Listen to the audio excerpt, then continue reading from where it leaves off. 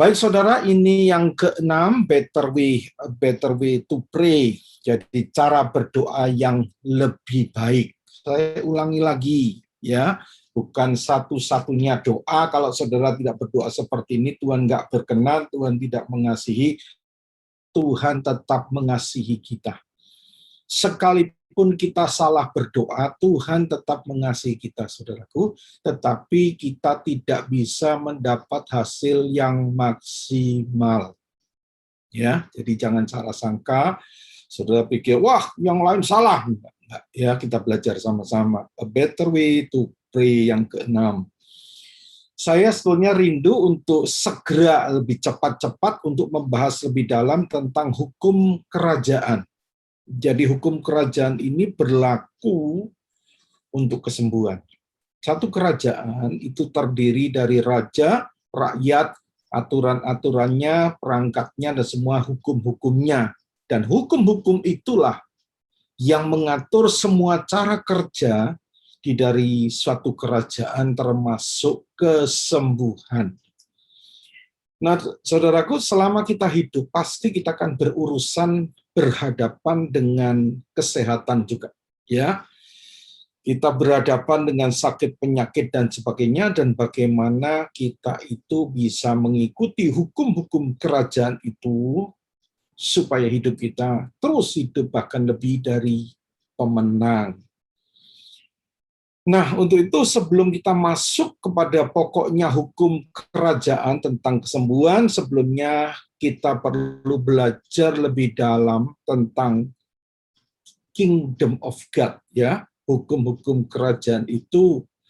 Nah, saudara tahukah bahwa tema sentral dari Alkitab, terutama di Perjanjian Baru, tema sentral itu bukan tentang kasih, bukan tentang iman, bukan tentang kekudusan, bukan tentang salib Kristus. Walaupun semua itu penting. Saya tidak katakan semua nggak penting. Iman, ya, tentang kekudusan, salib, tentang kasih, itu penting. Tetapi tema sentral dari Alkitab, di terjemahan di Perjanjian Baru itu Kingdom of God. Ya, saya akan buktikan. Kalau saudara baca di dalam Matius 6 mulai ayat 10 sampai 33. Ya, saya akan rangkum saja. Nggak mungkin kita baca seluruhnya. Matius 6 ayat 10 itu bicara tentang doa Bapa kami. Yesus mengajarkan tentang doa Bapa kami, dan di dalamnya ada kata-kata, datanglah kerajaanmu di bumi seperti di sorga. Karena apa? Di sorga tidak ada sakit penyakit, tidak ada kekurangan, tidak ada kelemahan, semuanya perfect.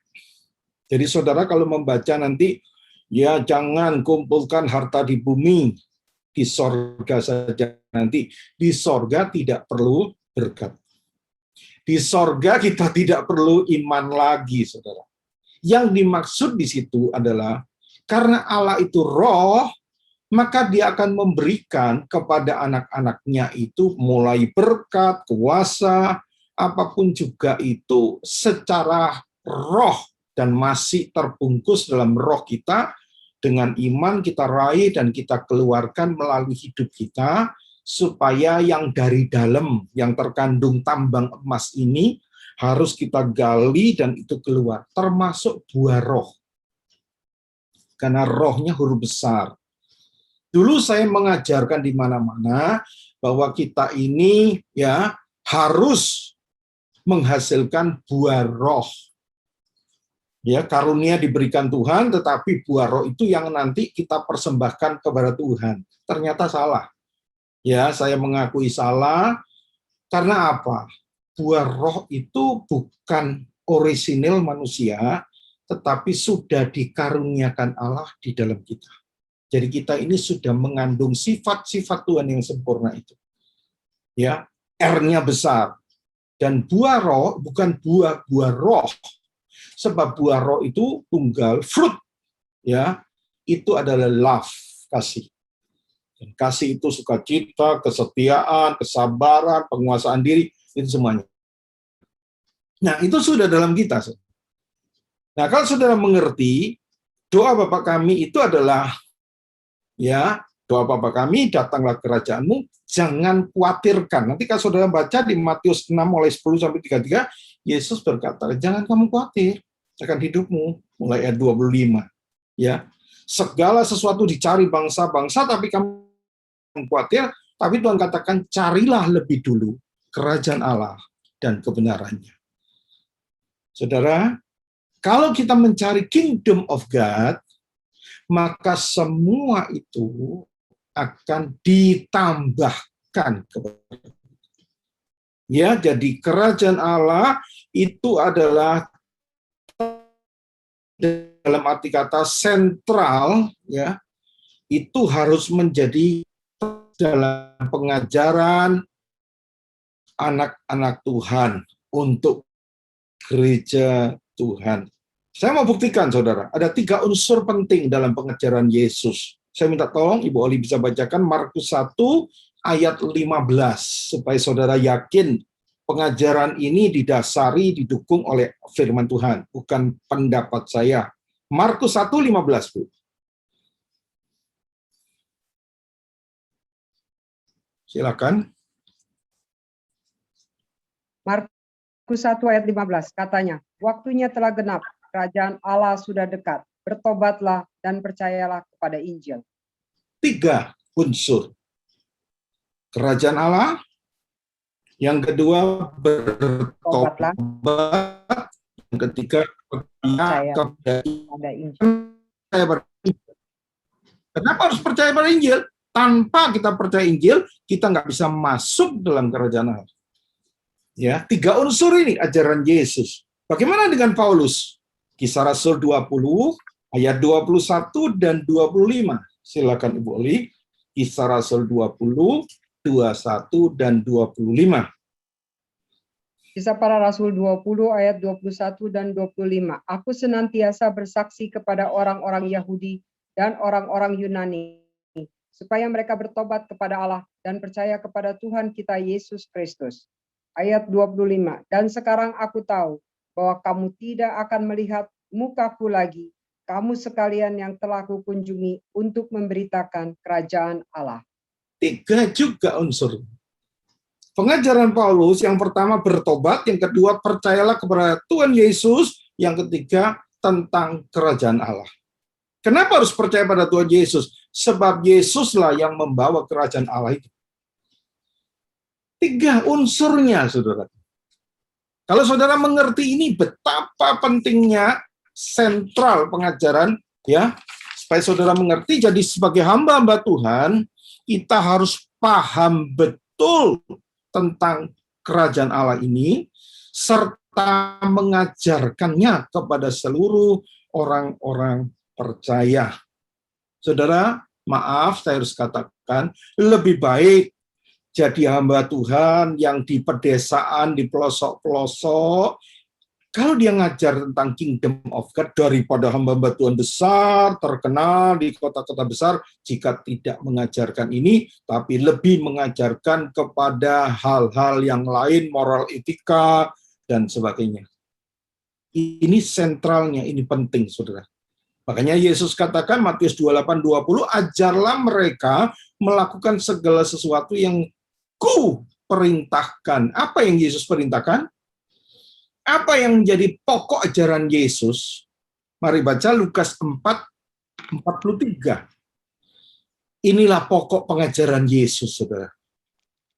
Lukas 4:43. Lukas pasal 4 ayat 43. Tetapi ia berkata kepada mereka, juga di kota-kota lain aku harus memberitakan Injil kerajaan Allah. Sebab untuk itulah aku diutus. Sebab untuk itulah aku diutus. Aku harus memberitakan tentang Injil kerajaan Allah, saudaraku. Yesus katakan, untuk itulah aku diutus.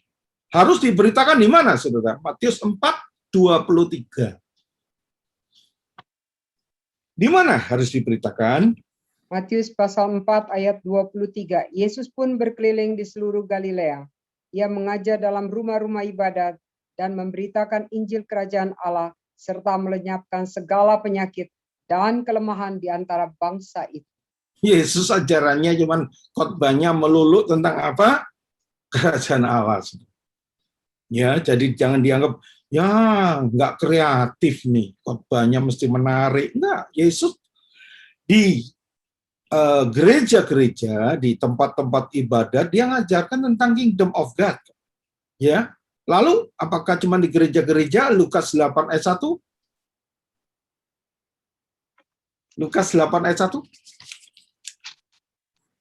Lukas pasal 8 ayat 1. Tidak lama sesudah itu Yesus berjalan berkeliling dari kota ke kota dan dari desa ke desa memberitakan Injil Kerajaan Allah. 12 muridnya bersama-sama dengan dari kota-kota, dari desa-desa, dia cuma ngajar tentang apa? Injil Kerajaan Allah. Nggak kreatif deh Yesus tuh. Ya ini kenyataannya, saudaraku. Ya. Lalu, bahkan bukan cuma ke kota-kota desa-desa, Matius 24 ayat 14, tolong dibaca. Matius pasal 24 ayat 14. Dan Injil kerajaan ini akan diberitakan di seluruh dunia menjadi kesaksian bagi semua bangsa. Sesudah itu barulah tiba kesudahannya. Sekali lagi, Bu. Dan Injil kerajaan ini akan diberitakan di seluruh dunia menjadi kesaksian bagi semua bangsa. Sesudah itu barulah tiba kesudahannya. Jelas, saudara? Apa yang terjadi dalam gereja-gereja Tuhan akhir-akhir ini? Ya, terutama sebelum pandemi. Nah, saudara, ya kalau saudara melihat kenyataannya, saudara coba mulai keliling gereja-gereja, dan saudara mulai menyadari betapa Injil Kerajaan mulai tergeser dengan apa? Ajaran-ajaran moral etika, tentang perayaan-perayaan, tentang segala sesuatu. Saudaraku, gereja-gereja Tuhan, mimbar-mimbar gereja Tuhan, terutama di gereja-gereja besar, itu mulai didominasi oleh para motivator. Saudara, saya tidak anti motivator, saya seorang motivator. Saya sering bersama Yakub Esra, dia berjalan. Tetapi saudaraku, kalau ini menggantikan di mimbar-mimbar gereja, digantikan dengan cara bagaimana memotivasi, ada 3 langkah bagaimana, ya hati-hati saudaraku. Itu yang ditakutkan Paulus. Orang akan memanggil guru-guru untuk menyenangkan telinga. Mereka tidak bisa lagi untuk menerima kebenaran. Padahal cari kebenaran. Saudaraku, sekali lagi, ya, Yesus sangat pentingkan ini. Saya ajak saudara lihat Kisah Rasul 1 ayat 1-3. Ini ekstrim, saudara. Yesus nggak puas waktu hidupnya melayani di dunia seperti itu, tapi sampai dia mati dan bangkit, dia ngomong apa? 40 hari. Kisah 1:1-3. Kisah Para Rasul 1 ayat 1-3. Hai Theophilus, dalam bukuku yang pertama aku menulis tentang segala sesuatu yang dikerjakan dan diajarkan Yesus, sampai pada hari ia terangkat. Sebelum itu ia telah memberi perintahnya oleh Roh Kudus kepada rasul-rasul yang dipilihnya. Kepada mereka ia menunjukkan dirinya setelah penderitaannya selesai, dan dengan banyak tanda ia membuktikan bahwa ia hidup. Sebab selama 40 hari ia berulang-ulang menampakkan diri dan berbicara kepada mereka tentang kerajaan Allah. Aduh, bosan nggak saudara? 40 hari setelah dia mati dan bangkit pun, sebelum dia naik ke sorga pun, temanya melulu cuman ya tentang kerajaan Allah. Bahkan kalau saudara baca di Lukas 9 dan Lukas 10, jelas 12 murid diajarkan tentang kerajaan Allah dan mengutus mereka. 12 murid dan 70 murid. Saya nggak mau baca Lukas 9 ayat 1 dan 2, Lukas 10 ayat 1 sampai 11, jelas murid-murid diutus, ya. Nah, bagaimana sekarang dengan Yohanes Pembaptis? Kita tahu ya, Matius 3 ayat 1 dan 2, pesannya juga kerajaan Allah sudah dekat. Ya. Bagaimana pesannya Paulus sampai akhir hidupnya? Nah, kita baca ini. Kisah Rasul 19 ayat 8. Pesannya Paulus dari awal melayani sampai akhir hidupnya, dia ngomong tentang apa? Kisah Rasul 19 ayat 8. Selama 3 bulan Paulus mengunjungi rumah ibadat di situ dan mengajar dengan berani. Oleh pemberitaannya, ia berusaha meyakinkan mereka tentang kerajaan Allah. Terus, Bu, di ayat ayat pasal 20 ayat 25. Dan sekarang aku tahu bahwa kamu tidak akan melihat mukaku lagi.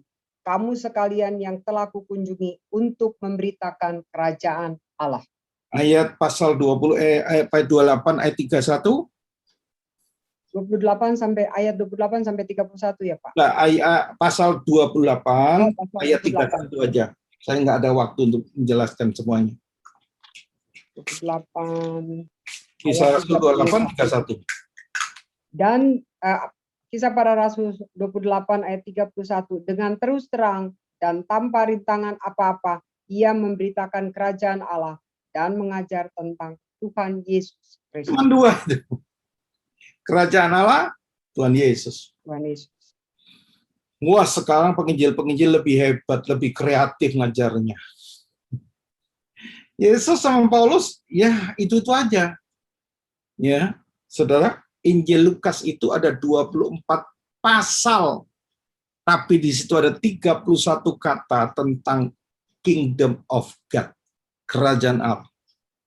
Saudara, saya percaya bukan kebetulan, ya, kelompok ini adalah Kingdom Family. Ya, nggak tahu bagaimana Pak Irwan, ya, waktu itu tersentuh atau mengambil satu keputusan tegas dengan teman-teman, ya, saya nggak tahu, tetapi saya tahu bahwa Kingdom of God ini sentral dari pemberitaan perjanjian baru, sentral Alkitab. Apa itu kerajaan Allah itu? Kita buka dalam 1 Korintus 4:20. 1 Korintus 4:20. Sebab kerajaan Allah bukan terdiri dari perkataan, tetapi dari kuasa. Kuasa.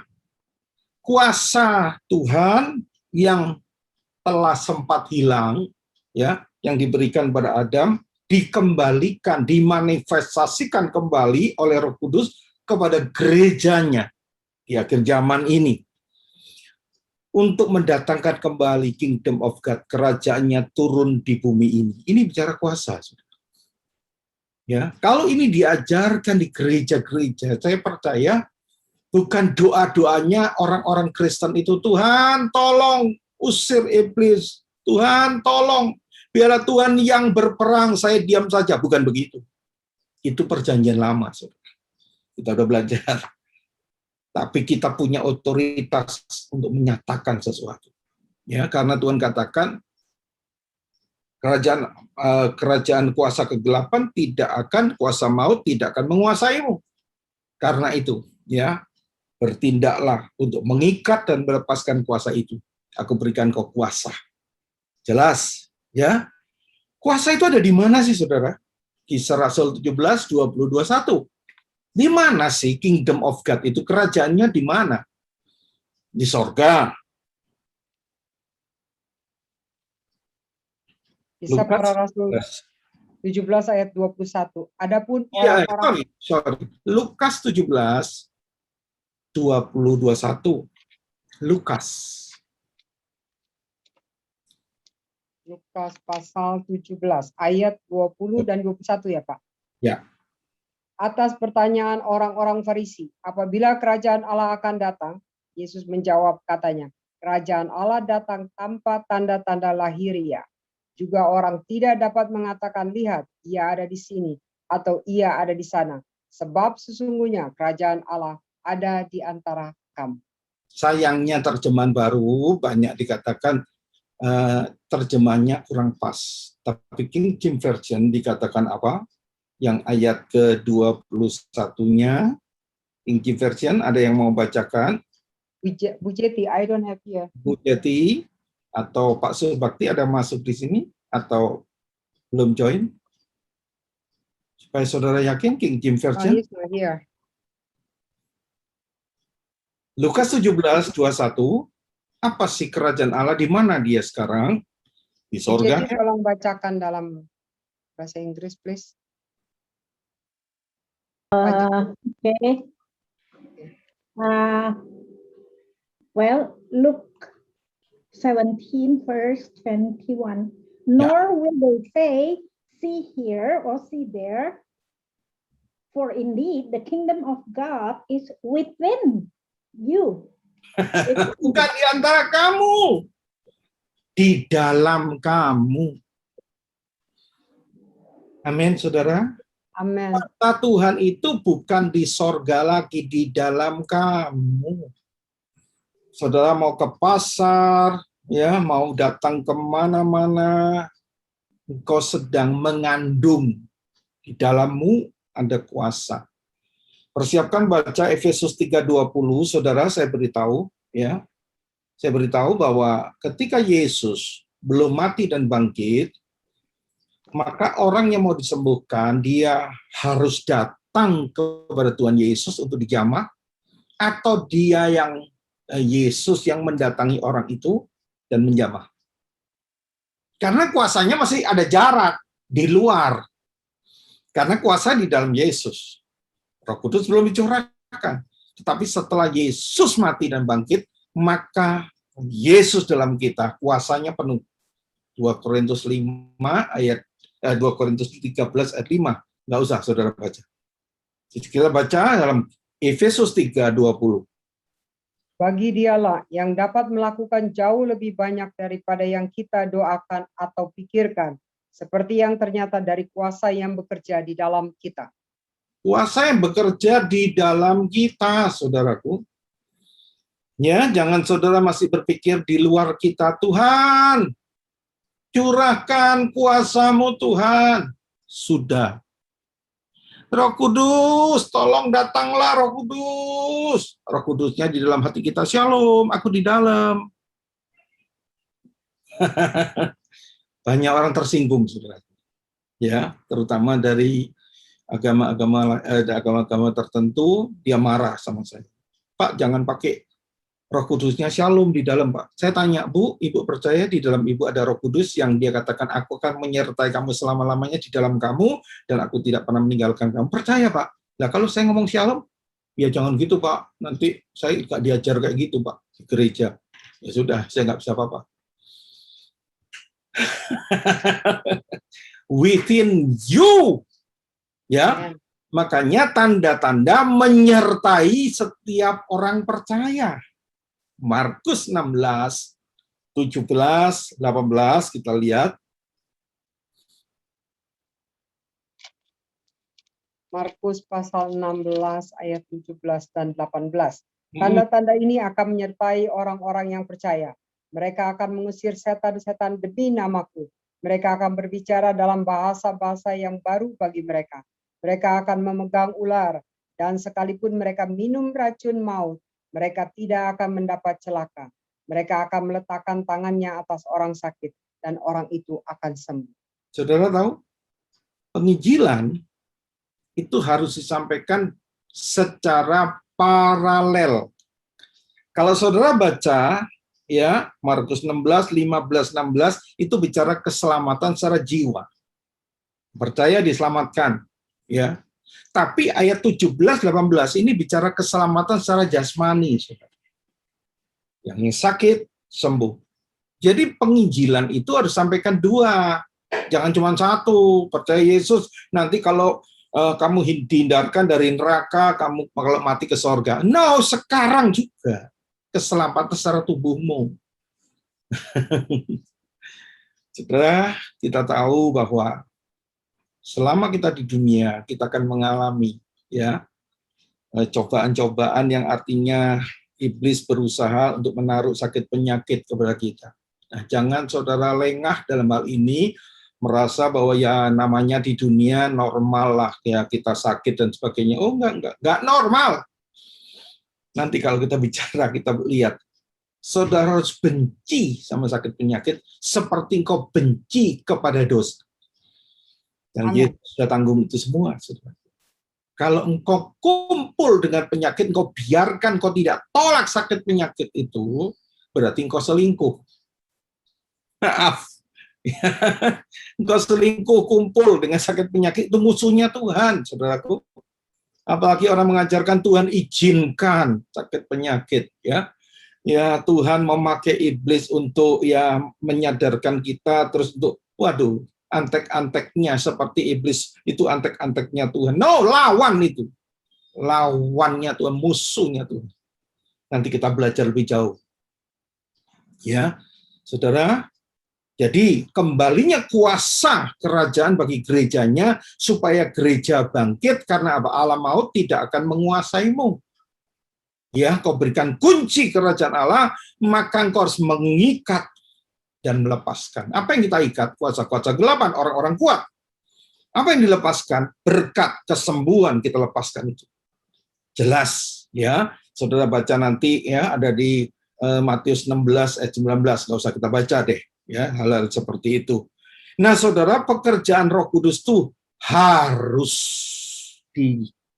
disaksikan ya pada gereja-gereja, harus disaksikan oleh gereja-gereja. Saya tunjukkan, saudara, kita sudah banyak membaca ayat ini, tapi seringkali kita nggak menangkap pesan yang kuat sekali. 1 Petrus 2 ayat 9. 1 Petrus 2 ayat 9. Tetapi kamulah bangsa yang terpilih, imamat yang rajani, bangsa yang kudus, umat kepunyaan Allah sendiri, supaya kamu memberitakan perbuatan-perbuatan yang besar dari Dia, yang telah memanggil kamu keluar dari kegelapan kepada terangnya yang ajaib. Saudara lihat, gereja Tuhan itu merupakan apa? Juru bicaranya Tuhan. Jadi di gereja itu bukan tempat yang tepat untuk menyatakan perkataan-perkataan manusia. No! Tapi kuasa firman yang penuh kuasa itu. Sebab tanpa tanda-tanda, maka gereja menjadi kering dan akhirnya mati. Karena apa? Hanya peraturan-peraturan, hanya perayaan-perayaan, tapi nggak sadar gereja itu juru bicaranya Tuhan untuk menyatakan kuasanya. Perbuatan-perbuatan Tuhan yang besar. Ya, saudara, saya melihat di WA Group juga dikatakan ada yang mengomentari, ya jangan cuma teori, tetapi kita harus praktek. Yes, saya katakan. Ya, setiap anak Tuhan harus praktek. Tapi saudara, saya agak kasihan, agak ragu orang yang banyak melakukan hal-hal itu, terutama di daerah-daerah, tapi tidak diperlengkapi dengan pengajaran-pengajaran ini, sehingga mereka kadang-kadang cuman ya akhirnya ujungnya jadi ekstrim gitu. Hati-hati saudaraku, penyesatan itu bukan 90% atau 90% sesat, enggak. Kadang-kadang 95% itu benar. Ujungnya sesat. Hilang. Mau pengajaran kasih karunia, kesembuhan, mau bicara tentang kelimpahan, tentang iman dan sebagainya. Kalau ujungnya diekstrimkan sesat. Makanya saudara betul-betul masuk dalam pengajaran sungguh-sungguh mengerti. Termasuk doa, ya kita sudah belajar. Gereja Tuhan harus menyatakan kuasanya, alam maut tidak menguasainya, sebab anak manusia ya datang untuk tujuan ini. 1 Yohanes 3 ayat 8b saja, Bu. 1 Yohanes 3 ayat 8b. Untuk inilah anak Allah menyatakan dirinya, yaitu supaya ia membinasakan perbuatan-perbuatan iblis itu. Ya, misi Yesus adalah misi kita. Jelas, Yohanes 14 ayat 12-14, jadi katakan barang siapa percaya dia akan melakukan juga pekerjaan-pekerjaan yang aku lakukan, bahkan lebih besar. Apapun yang kamu minta dalam namaku, aku melakukan. Melalui kita, kuasanya siap. Waktu kita berdoa dalam nama Yesus, bergerak dalam nama Yesus, maka kuasanya dilepaskan melalui hidup kita. Sebab apa, saudaraku? Karena tanpa tanda-tanda, saya ulangi, orang tidak dapat menyatakan Allah di dalam kita itu. Ya, sekali lagi, adalah kehendak Allah bahwa gereja Tuhan harus memiliki kuasa. Kenapa alasannya? Alasannya apa? Alasannya karena iblis juga punya kuasa untuk membunuh manusia. Saya ulangi. Kenapa gereja Tuhan harus memiliki kuasa? Karena iblis, si musuh itu juga memiliki kuasa untuk membunuh manusia. Ayatnya mana, Pak? Matius 10 ayat 28. Matius 10 28. Matius 10 ayat 28. Dan janganlah kamu takut, Matius 10 ayat 28, dan janganlah kamu takut kepada mereka yang dapat membunuh tubuh, tetapi yang tidak berkuasa membunuh jiwa. Takutlah terutama kepada Dia yang berkuasa membinasakan baik jiwa maupun tubuh di dalam neraka. Jadi musuh-musuh kita itu juga punya kuasa bisa membunuh manusia. Siapa yang dibunuh, saudara? Apakah orang benar? Apakah orang yang pelayan-pelayan Tuhan ini? Enggak. Coba lihat, siapa yang dibunuh? Efesus 2 ayat 2. Supaya saudara mengerti, ini bukan satu yang membuat saudara takut. Enggak. Iblis bekerjanya di antara siapa? Efesus 2 ayat 2. Kamu hidup di dalamnya, karena kamu mengikuti jalan dunia ini, karena kamu mentaati penguasa kerajaan angkasa, yaitu roh yang sekarang sedang bekerja di antara orang-orang durhaka. Dia cuma bisa bekerja dan ngerjain orang-orang yang durhaka. Artinya apa? Orang-orang yang membuka celah, orang-orang yang bersekutu dengan dia. Tapi anak-anak Tuhan yang hidup dalam kebenaran, yang hidup sungguh-sungguh mengerti beban yang Tuhan taruh, tugas. No, dia cuma bisa nipu. Efesus 10, 6, Efesus 10, Efesus 6 ayat 10 dan 11, nggak usah dibaca. Saudara, iblis cuma bisa nipu kita, mengaum-ngaum seperti singa yang bisa cuma menelan. Itu apa? Singa ompong. Saudara, saya baru menemukan satu kebenaran yang luar biasa. Ya, saudara, kalau saudara melihat ada dua macam. Yang satunya di Injil ditulis bahwa Yesus itu anak domba yang disembelih. Tapi ternyata katanya, akar katanya beda.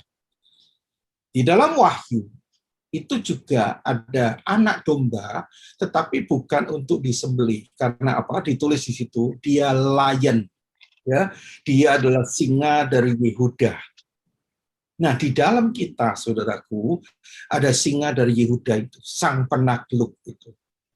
Jadi ketika engkau mulai mendengar auman-auman iblis yang ompong itu, datangi dia dan aum sendiri dia. Kita aum dia. Pasti dia lari terpirit-pirit, saudara. Karena ada singa Yehuda dalam diri kita. Dia cuma mau mencuri. Apa yang dia curi sih? Janji Tuhan. Janji Tuhan itu apa? Firman. Kalau kita sadar seperti itu, maka firman itu pedang roh yang mau dicuri, maka ambil yang mau dicuri dia, tusuk ke dia. Dia lari. Saudara, kalau nggak punya, nggak akan dicuri. Musuh nggak akan datang kan, pencuri nggak akan datang. Oh, tahu rumahnya Boli banyak duit, maka dia datang.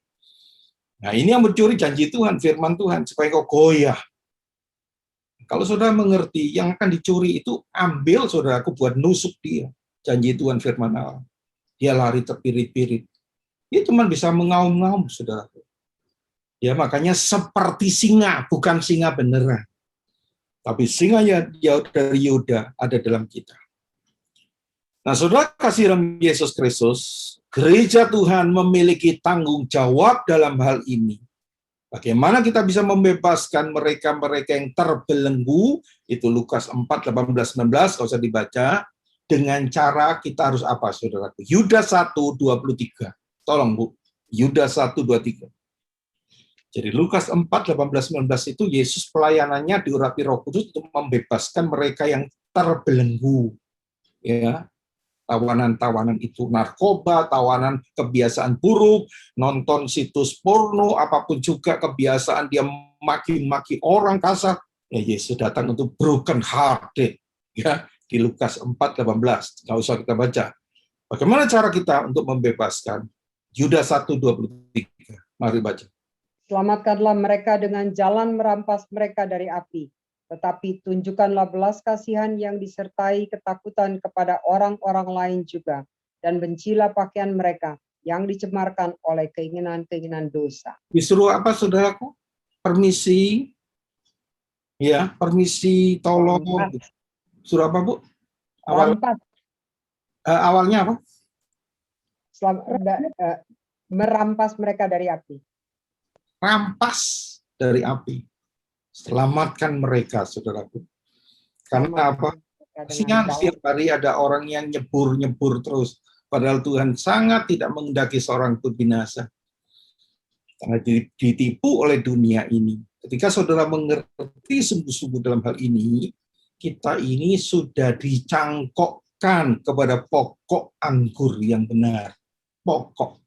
Kalau pohon dicangkokkan seperti itu, apakah bisa dipisahkan dengan kuasa yang ada dalam pohon itu? Nggak bisa.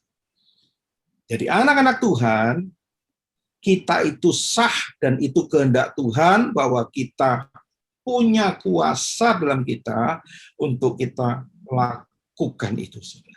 Makanya kalau saudara baca di Efesus 1:19-23, tolong Bu Oli. Efesus 1:19-23. Dan betapa hebat kuasanya bagi kita yang percaya, sesuai dengan kekuatan kuasanya, yang dikerjakannya di dalam Kristus dengan membangkitkan dia dari antara orang mati, dan mendudukan dia di sebelah kanannya di sorga.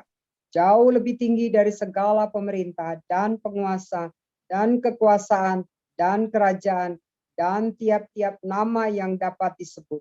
Bukan hanya di dunia ini saja, melainkan juga di dunia yang akan datang. Dan segala sesuatu telah diletakkannya di bawah kaki Kristus, dan dia telah diberikannya kepada jemaat sebagai kepala dari segala yang ada.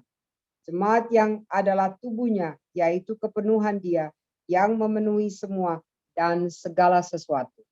Amin. Saudara, jelas tugas jemaat telah dipenuhi dengan Kristus, dengan kuasa kebangkitannya. Nah, saudaraku, kalau engkau tidak menggunakan itu, engkau karena tidak mengerti hal itu, engkau nggak bisa memanfaatkan. Makanya hukum-hukum kerajaan itu yang dimaksud sesuatu yang sudah berlaku secara universal. Hukum itu sesuatu yang berlaku universal.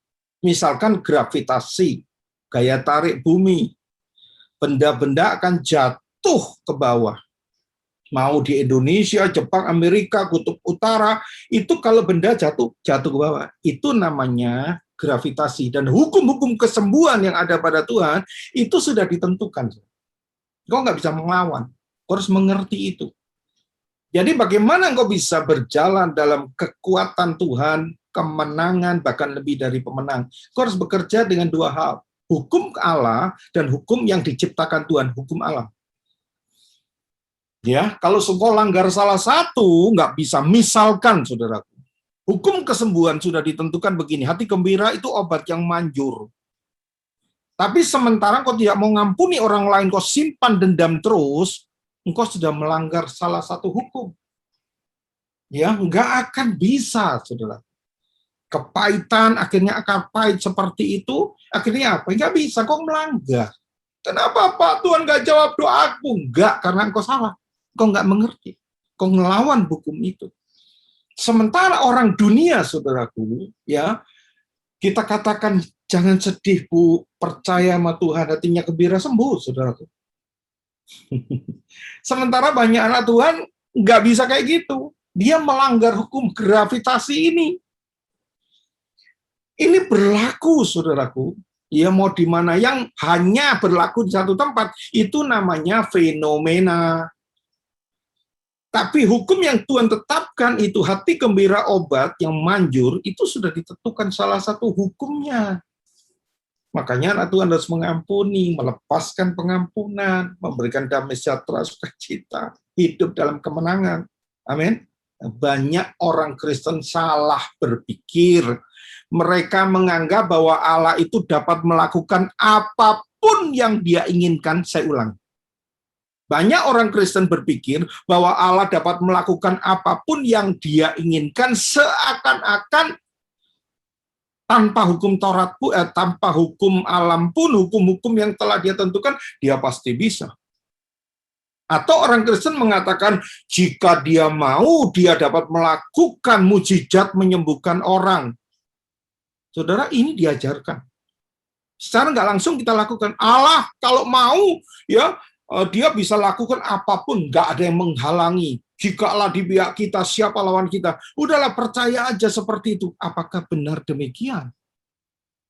Apapun yang Allah kehendaki, itu pasti terwujud menurut saudara.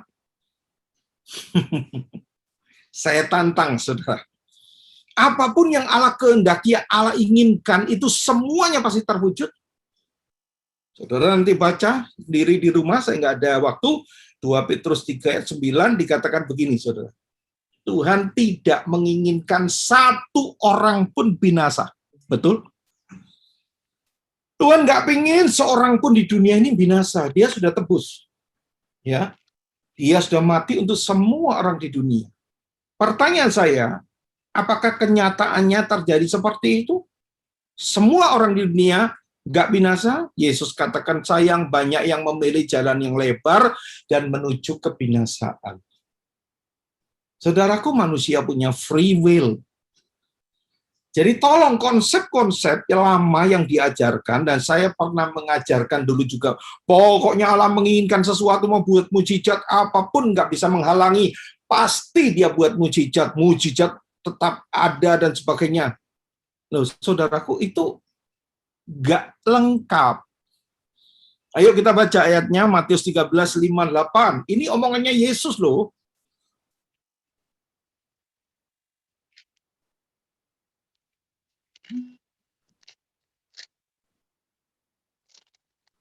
Matius pasal 38 ayat 58. Matius 13. Matius 13 ayat 58. Dan karena ketidakpercayaan mereka, tidak banyak mujizat diadakannya di situ. Yang ngomong Yesus loh, bukan saya loh. Karena ketidakpercayaan orang-orang di sana, nggak banyak mujizat terjadi. Apakah Yesus lakukan? Yesus pengen menyembuhkan orang itu? Nah, mereka nggak percaya kok. Makanya kalau satu saat nanti kita belajar, ya ada kalanya Dia mau menyembuhkan seseorang, saudaraku, waduh suasananya nggak enak, nggak tepat. Dia ajak keluar kota dulu loh orang ini. Karena apa? Di situasi yang sangat seperti itu membuat orang ini terpengaruh. Nah, kadang-kadang saudara harus mengajak seseorang itu ke tempat, ajak ke kafe, bukan di rumahnya, dan sebagainya. Coba mulai ajak makan, ajak ngobrol, dan sebagainya. Karena dia terpengaruh dengan lingkungan seperti itu. Saudara, tadi malam saya kedatangan adiknya istri saya dari Napire, Papua. Dia begitu datang di rumah saya, dia naik ke atas, dia nginep di rumah saya, suaminya wanti-wanti nggak boleh dekat sama kita selama beberapa hari. Dia pakai masker, dia pakai sarung tangan dan sebagainya, nggak boleh dekat sama kita dan sebagainya. Kata suaminya, wah nanti kamu bisa jadi yang di rumah tertular. Loh, saya bukan ngomong tapi kalau kamu ada di antara orang-orang yang betul-betul ketakutan dengan corona seperti itu, ayo mengatakan apa yang kau takutkan terjadi loh. Hati-hati saudaraku. Ya. Terus Mazmur 91 kita robek-robek aja Mazmur 91. Gimana kalau kita diliputi ketakutan lebih daripada orang dunia mesti tanya sama siapa, datang sama siapa. Kalau kita sama ketakutannya bahkan lebih. Nah, saudara kasih dalam Yesus Kristus, kita harus mengerti siapa kita ini. Kita diberikan kuasa oleh Tuhan. Tuhan pun bekerja lewat hukum-hukumnya, saudaraku. Ya, jadi sekali lagi, saudara, banyak orang diajarkan sesuatu yang menghambat kesembuhan. Salah satu lagi yang lain, Lukas 5, 12-13. Lukas 5, 12-13. Lukas pasal 5 ayat 12 dan 13. Pada suatu kali Yesus berada dalam sebuah kota. Di situ ada seorang yang penuh kusta. Ketika ia melihat Yesus, tersungkurlah ia dan memohon, "Tuan, jika Tuhan mau, Tuhan dapat mentahirkan aku." Lalu Yesus mengulurkan tangannya, menjamah orang itu, dan berkata, "Aku mau, jadilah engkau tahir." Seketika itu juga lenyaplah penyakit kustanya. Saudara lihat di situ, orang ini datang sama Yesus memohon, "Tuhan, jika Tuhan mau, Tuhan dapat mentahirkan aku." Berapa banyak orang Kristen percaya bahwa Tuhan itu sanggup, Dia Maha Kuasa dan sebagainya. Oh, hampir semua orang Kristen percaya, saudara. Tapi persoalannya orang percaya itu ngomongnya gini, "Mau nggak ya Tuhan nyembuhin aku?" Betul? Gua masih sering ngomong kasar, gua sering kali bohong sama orang, gua kadang-kadang masih maki-maki orang. Mau nggak? Ataukah saya sudah berdosa? Dosa apa? No. Tuhan katakan, "Aku mau." Ya, jangan sampai saudara meragukan bahwa Tuhan itu punya kehendak untuk menyembuhkan saudara. Ya, Tuhan itu nggak melihat, saudaraku, engkau ini pantas disembuhin enggak, sudah hidup kudus enggak, berdoanya banyak enggak, baca firman enggak, ke gereja enggak pernah bolong, ikut doa pagi, kingdom, dan sebagainya, layak engkau disembuhkan. No, no, no, no. Waktu dia dijamah oleh wanita yang pendara 12 tahun, dia nggak tahu, dia nggak kenal, siapa sih namanya? Ternyata namanya Oli. Dia nggak perlu tahu, saudaraku, siapa yang jamah dia. Cuma dia merasa, kok ada kuasa yang keluar. Karena apa? Si Oli ini rupanya, saudaraku, dia bertekad meresikukan hidupnya, nyawanya, dengan lelehan darahnya yang najis seperti itu. Kalau ketahuan, saudaraku, dia rajam batu. Tapi dia katakan, asal aku jamah cobain. Nah, saudara kasih dalam Yesus Kristus, supaya engkau mengerti baik-baik. Tuhan itu mau menyembuhkan saudara saya. Tanpa memperdulikan, tanpa kenal saudara, apakah saudara ini bagaimana statusnya. No, no, no, no. Dia mau menyembuhkan saudara. Dia sudah berdarah-darah. Kalau saudara baca di Yesaya 53, ya mulai 4 seterusnya, saudara akan lihat dia sudah hancur-hancuran, berdarah-darah untuk supaya menebus atau menanggung sakit penyakit kita. Dan di situ bukan cuma penyakit aja, saudaraku. Sicknesses dan pain, terjemahan dari Young Literature. Saudara, bukan cuma penyakit saudara, sicknesses yang sudah ditanggung, tapi pain, rasa sakit akibat itu. Jadi orang kena cancer, stadium 1 dan 2, dia belum terasa sakit. Tapi penyakitnya sudah ada. Nanti baru ketiga, keempat stadium, cekot-cekot rasanya seperti itu. Dua-dua Tuhan sudah pikul. Selesaikan. Makanya saudaraku, kemarin yang lalu kita sudah belajar, kalau kau ada rasa nyeri di bagian mana, bagian dada mana, langsung katakan, nyeri, keluar. Ya, ini bukan tempat sakit penyakit. Keluar. Jangan mau bayar double, saudaraku. Tuhan sudah bayar. Ya, jangan, Tuhan kok nyeri, Tuhan kata dokter kok seperti ini. No, no, no, itu bukan hukum kerajaan. Tuhan katakan, nyatakan kepada gunung ini, asal kau nggak bimbang, pergi gunung ini, dia beranjak. Itu hukum-hukumnya kerajaan. Nah, kalau kau lapar sama Tuhan, Tuhan ini penyakitku, kata dokter, parah Tuhan, liverku, Tuhan katanya seumur hidup harus minum obat. No! Benci omongan itu. Nah, itu hukumnya Tuhan. Kalau saudara kompromi dengan penyakit, ya memang gue sudah seperti ini, ya sudah pantaslah gue seperti ini. Ya terjadi seperti itu, saudara. Hukum kerajaan bukan seperti itu, saudara. Apakah Yesus benar-benar serius dia datang untuk menyembuhkan saudara dan saya? Mari kita lihat Yohanes 6 ayat 38.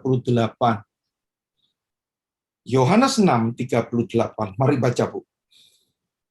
Sebab aku telah turun dari sorga bukan untuk melakukan kehendakku, tetapi untuk melakukan kehendak Dia yang telah mengutus aku. Maka Yesus punya program dalam hidupnya turun ke dunia, gua pengen ini, gua pengen itu. No. Semata-mata dia menjalankan kehendak Bapa seutuhnya. Bahkan matinya pun sudah diprogram Bapa.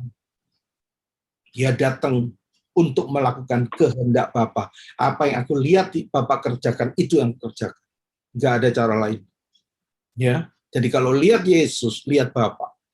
Saudara, nanti satu saat kita akan belajar perjanjian lama sepertinya Tuhan itu kejam dan sebagainya. Coba lihat. Kalau kamu lihat Bapak, lihat aku, lihat Bapak. Bapak bukan seperti itu, saudaraku.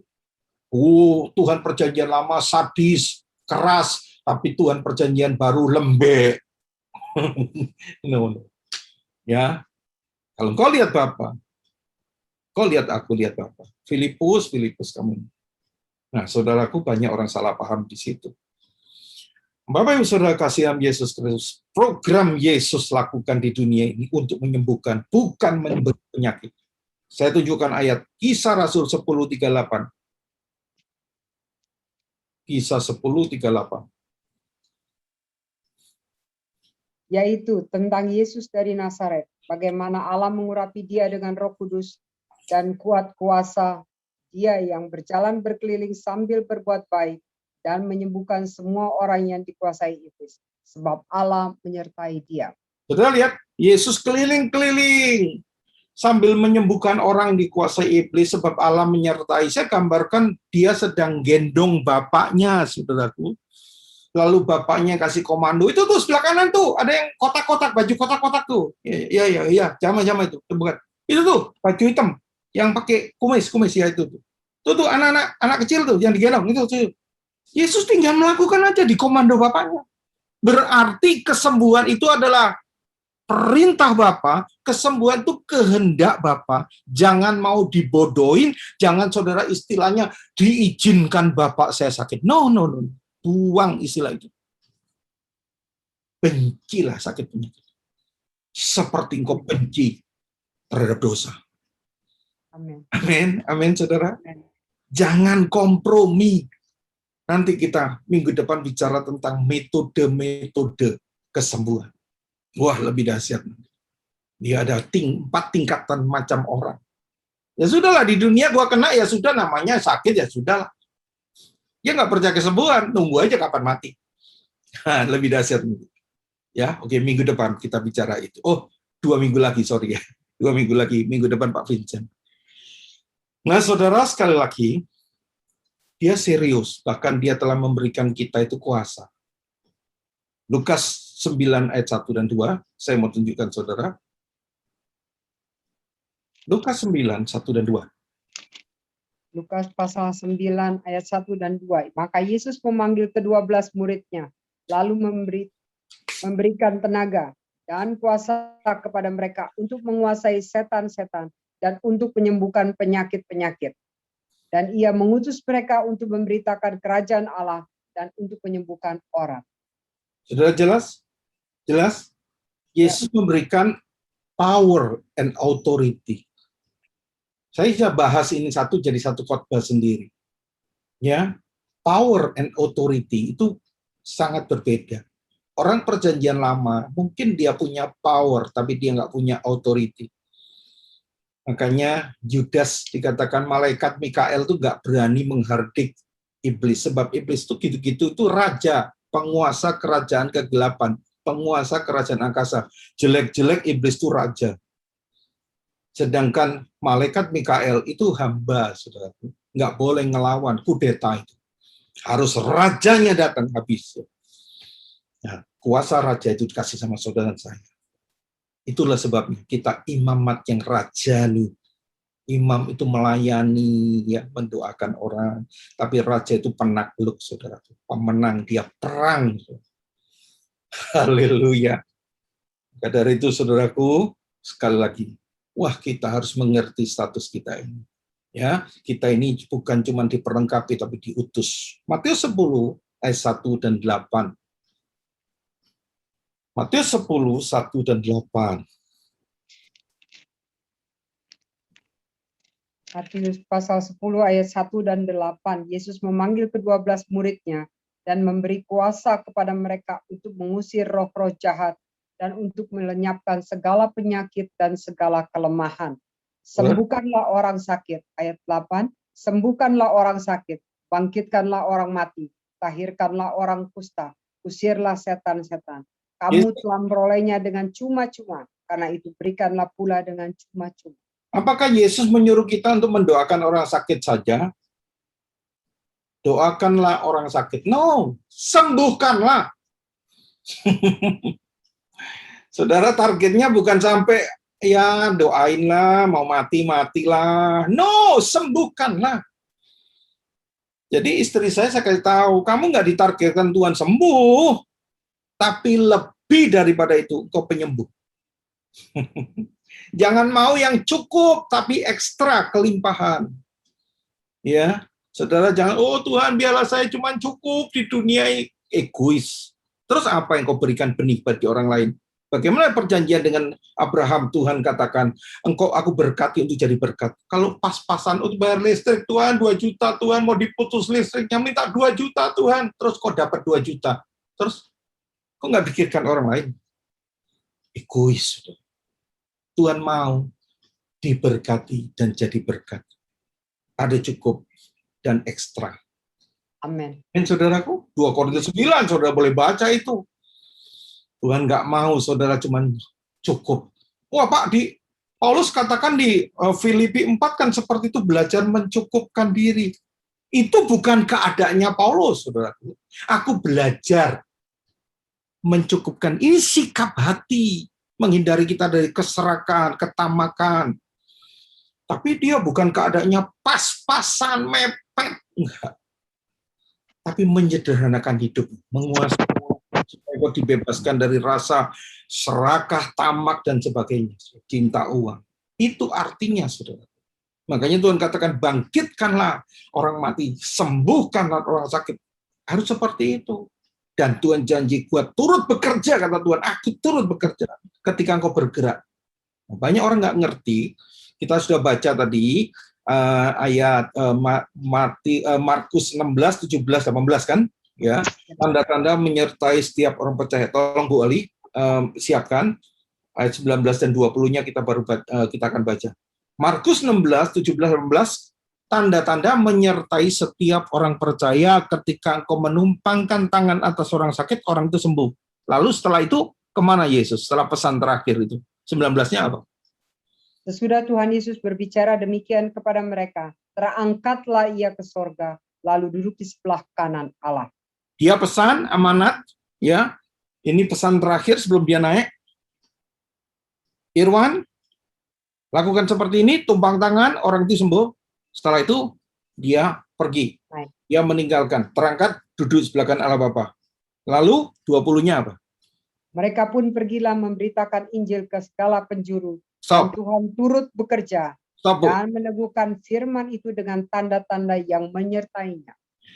Sesudah Yesus ya berbicara menjanjikan itu, mereka pun respon, mereka bergerak, mereka pergi, mereka beritakan Injil, mereka tumpang tangan sesuai dengan pesan Yesus, dan Tuhan turut bekerja dan meneguhkan firman itu dengan tanda-tanda menyertai. Pertanyaan saya, kalau mereka cuman, oh iya Tuhan, iya, mereka nggak bergerak, cuman tergerak, terjadi sesuatu? No. Halo? Lalu saudara kata, kenapa Tuhan tidak terjadi? Kenapa nggak sembuh Tuhan? Kenapa begini? Kok nggak jawab doaku? Enggak. Engkau nggak bergerak. Selama ini pengajaran dikatakan Allah turut bekerja mendatangkan kebaikan. Siapa yang di depan?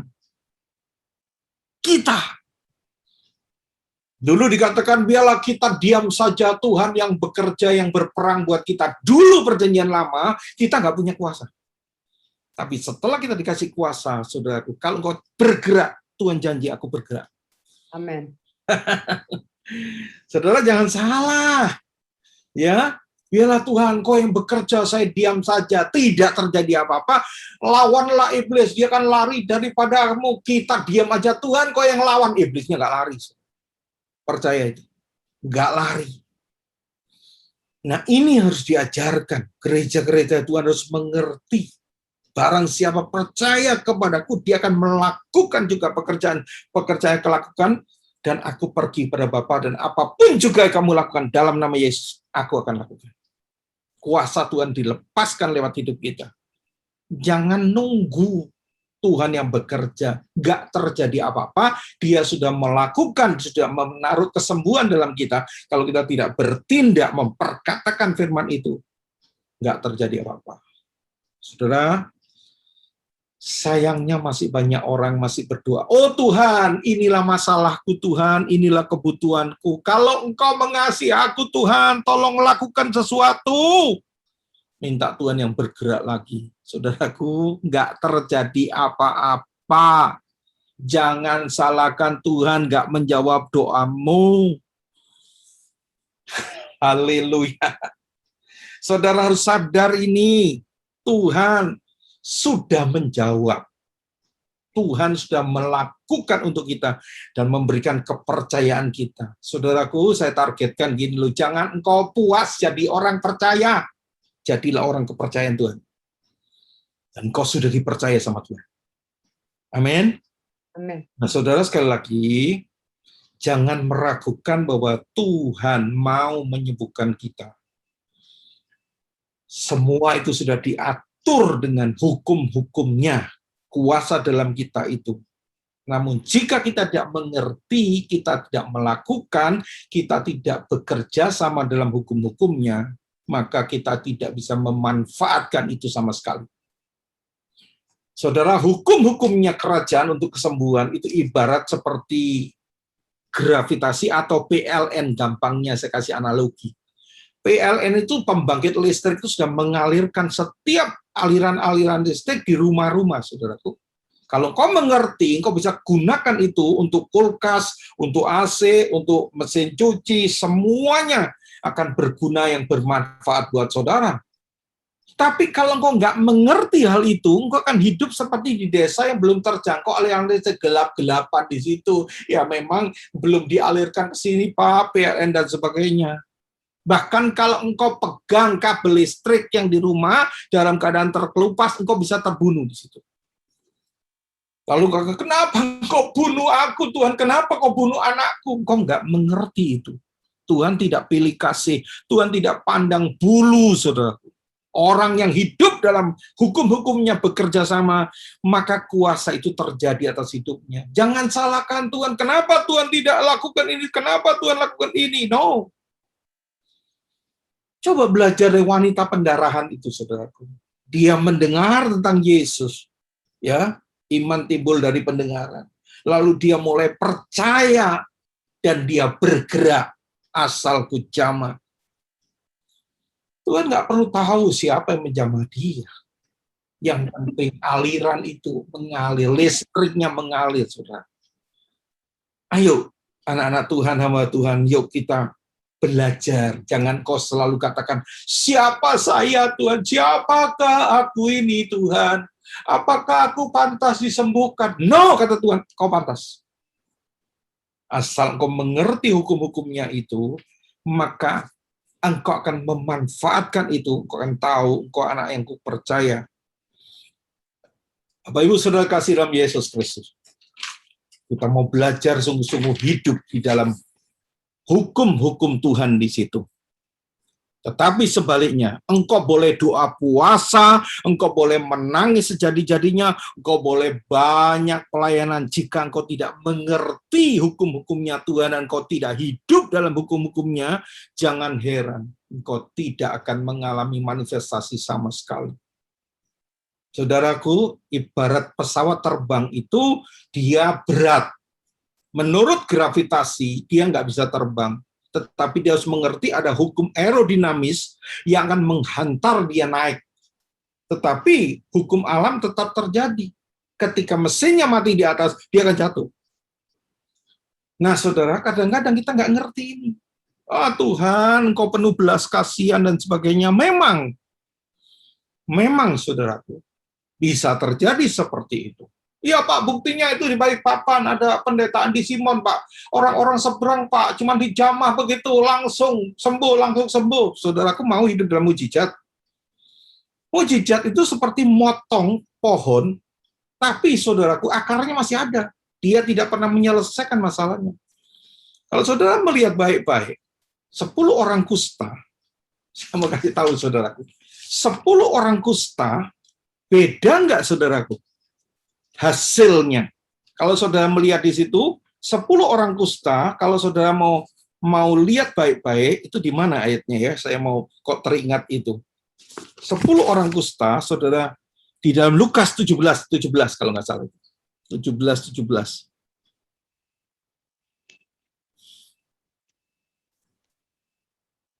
Ya.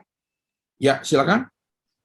Lukas pasal 17 ayat 17. Lalu Yesus berkata, bukankah 10 orang tadi semuanya telah menjadi tahir?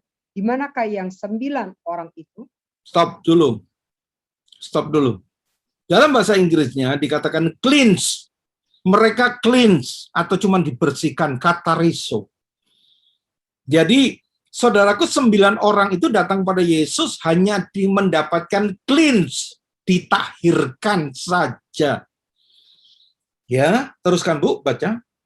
Ayat 18, tidak adakah di antara mereka yang kembali untuk memuliakan Allah selain daripada orang asing ini? Ayat Terus? 19, lalu ia berdiri kepada orang itu, berdirilah dan pergilah, imanmu telah menyelamatkan engkau. Saudara, lihat baik-baik. Lalu ia berkata kepada orang itu, berdirilah dan pergilah, imanmu telah menyelamatkan engkau. Selama ini nggak pernah dibahas. Apa yang dimaksud menyelamatkan itu? Bahasa Inggrisnya save. Bahasa Inggrisnya apa? Heal. Bahasa Inggrisnya diselamatkan. Mereka diselamatkan, ya, membuat utuh kembali. Karena akar katanya sozo. S-O-Z-O. Make whole. Ya. Penuh, lengkap, secara keseluruhan, utuh kembali. Jadi saudaraku, orang yang datang pokoknya cuman, ya Tuhan aku mau ditahirkan aja. Selesai, dia kusta, hidungnya lepas, kupingnya lepas, tangannya lepas, dan sebagainya. Penyakitnya clean, selesai.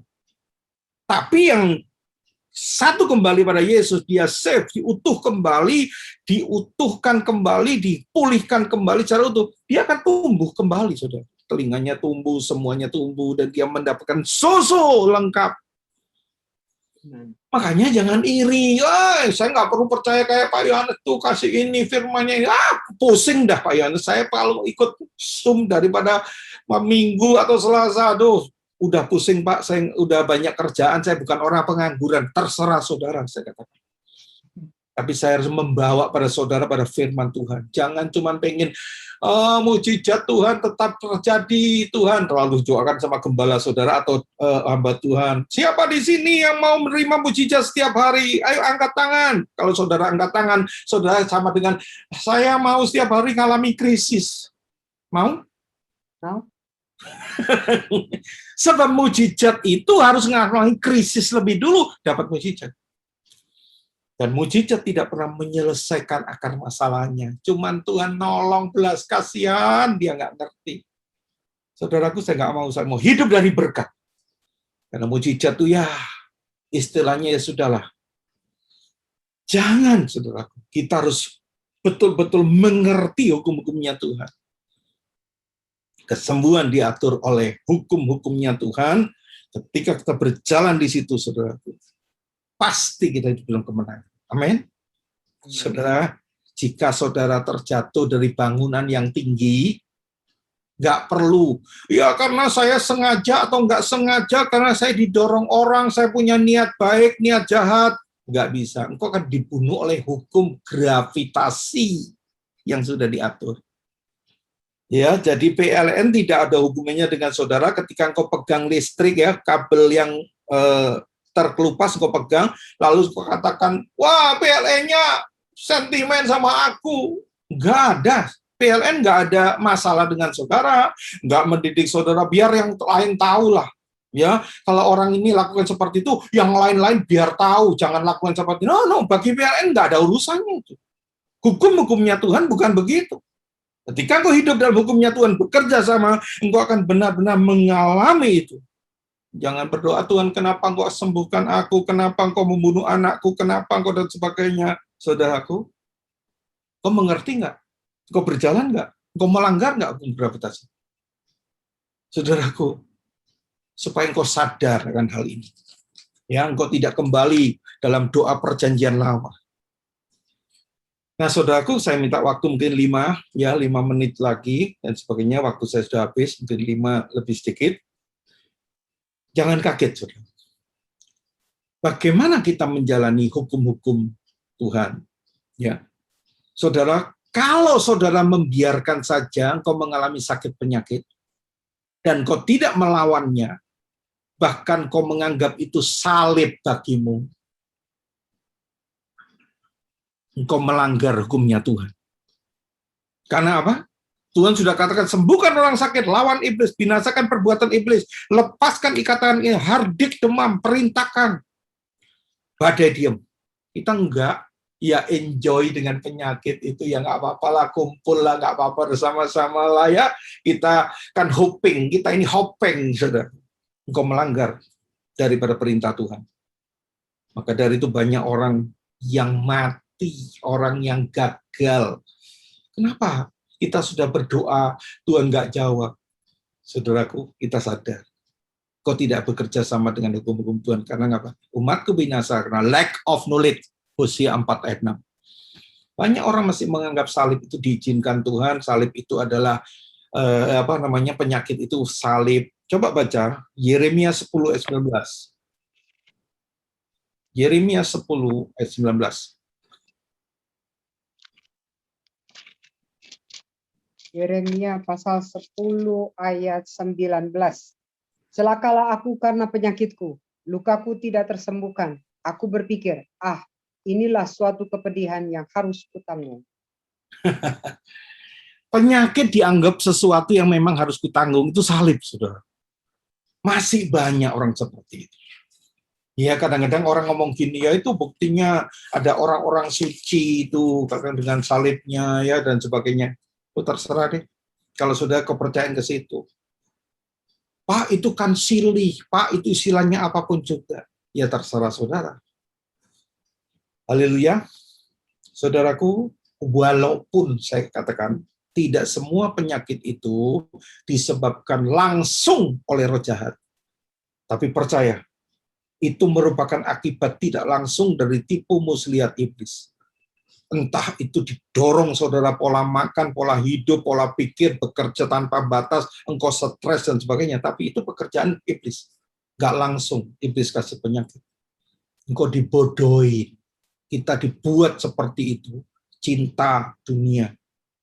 Ingat saudara, iblis itu kerjanya kalau nggak bisa nahan, saudara nggak dapat pekerjaan. Yang nggak bisa mengikat saudara supaya kau sepi, nggak ada kerjaan, dia dorong saudara sampai kau nggak punya waktu. Saya ingatkan anak saya itu, ya, engkau yang tadinya nganggur di rumah ngapain ya, nggak kerja, akhirnya apa dapat pekerjaan saudaraku, sekarang kerjaannya luar biasa dan sebagainya. Hati-hati, saya katakan, kau didorong sampai kau nggak punya Tuhan, nggak punya waktu untuk bersekutu dengan Tuhan. Saya ingatkan aja, saya nggak bisa paksakan dia. Nah, supaya saudara mengerti hal ini, dan kau tidak meremehkan hal ini, kadang-kadang ada orang katakan, ya Pak, tangan saya nyilu-nyilu Pak, di sini dada saya sedikit nggak enak. Jangan tunggu sampai parah.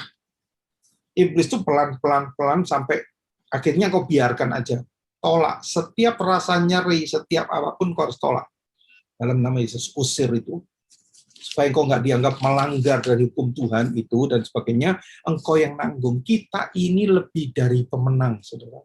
Kita punya tugas khusus. Amin, saudara. Supaya engkau sadar. Hari ini kita belajar tentang hukum-hukum kesembuhan lewat Kingdom of God. Hukum-hukum kerajaan.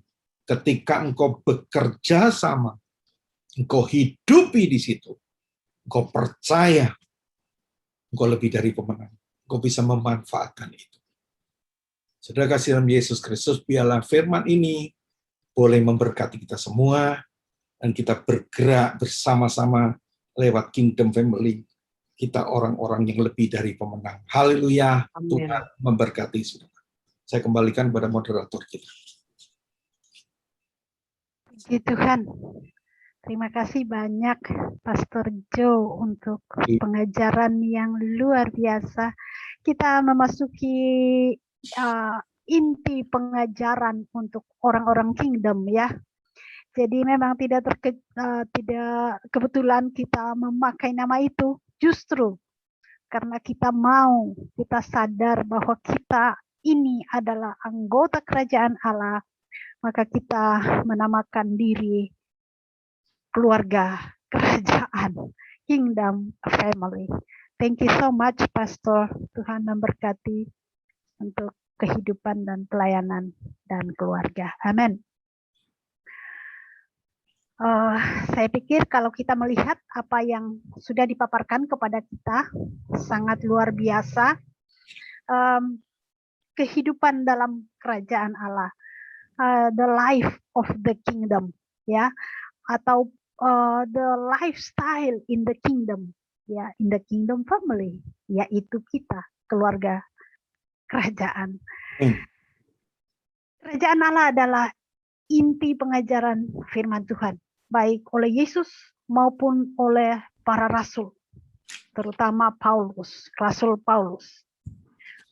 Saya ingat hamba Tuhan ini, Rasul Paulus, ketika berada di Tesalonika, kemudian mengajar di sana, dan ada orang yang percaya, tetapi banyak orang yang menantang dia dengan berkata begini, orang-orang yang mengacaukan seluruh dunia telah masuk ke kota kita. Ya, saya lupa itu pasal berapa, tapi saya ingat bahwa itu judulnya di Kisah Para Rasul adalah keributan di Tesalonika.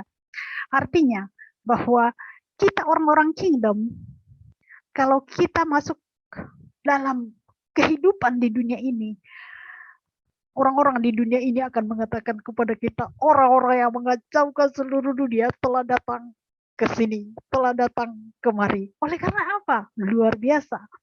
Kita memberlakukan pola hidup kerajaan. Saya mencatat di sini ya, bahwa kita orang kingdom itu harus memberlakukan pola hidup kerajaan. Yang pertama itu kuasa.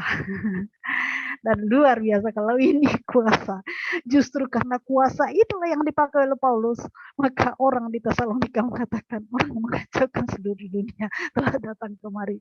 Artinya bahwa kalau kita memberlakukan kuasa yang ada pada kita, ketika kita masuk dalam dunia, orang dunia akan bingung, sebingung-bingungnya menghadapi kita. Dan pada akhirnya mereka akan berseru bahwa ya, kami akan mengikuti engkau karena kami melihat bahwa engkau membawa keselamatan bagi kami. Puji Tuhan. Jadi mari kita pegang kuasa itu ya, dan juga kita diutus ketika kita sudah masuk dalam kerajaan Allah.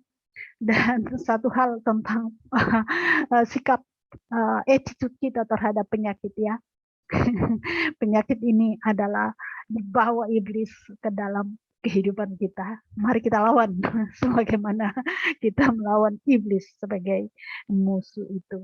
Oke, mari. Nah, sekali lagi terima kasih Pastor. Kami akan memikirkan lebih jauh dengan beberapa pertanyaan dari para partisipan. Aturannya untuk kita bahwa kita akan menanyakan pertanyaan 1 atau 2, boleh ya untuk satu orang 1 atau 2, tapi ya waktu kami memang sedikit sekali ya, dan pasti berhubungan dengan topik kita, bukan dengan berhubungan yang lain ya, atau topik lain, hanya berhubungan dengan topik kita ya. Sudah ada 2 saudara Bapak yang mengangkat tangan. Mari Bapak Johannes Pasandaran dan Bapak Dodi Maynard. Saya berikan kesempatan pertama kepada Bapak Johannes Pasandaran. Silakan 2 menit dan nanti langsung disambung dengan Bapak Dodi. Silakan. Salam Pak Yohanes. Halo. Puji Tuhan. Ada 2 hal yang ingin saya tanyakan, tapi sebenarnya menjadi satu pertanyaan. Saya punya teman dalam praktek yang seperti Bapak gunakan yang kontradiktif. Yang pertama, orang yang dia berpendapat bahwa menengking setan, menyembuhkan penyakit dan lain sebagainya itu sama dengan menyuruh Tuhan, dan itu bisa, kalau dalam bahasa Inggrisnya, kualat gitu. Terus yang kedua, ada teman yang dia itu setiap saat bisa berhadapan dengan Tuhan, dengan Roh Kudus, dan bisa berdialog, dan dia kalau menyembuhkan orang langsung sembuh kalau itu menyembuhkan. Bahkan dia pernah membangkitkan orang mati, bayi mati, dan sebagainya. Tapi dia tidak banyak berbicara karena orangnya memang pendiam. Dan orang ini mengatakan bahwa kalau Roh Kudus itu menguasai kita, dalam bahasa Jermannya, nunggaling kawula Gusti, itu Pak istilahnya, Pak. Bapak ngerti ini. Dan ketika Roh Kudus itu menguasai kita, kita sudah dikuasai Roh Kudus, maka apapun yang kita lakukan itu pasti terjadi. Ini saja Pak tanggapan saya. Terima kasih. Tuhan Yesus berkati. Ya, yang pertama saya jawab langsung, Pak. Yohanes 14 ayat 12, ya. Yohanes 14 ayat 12 itu jelas banget, Pak. Ya.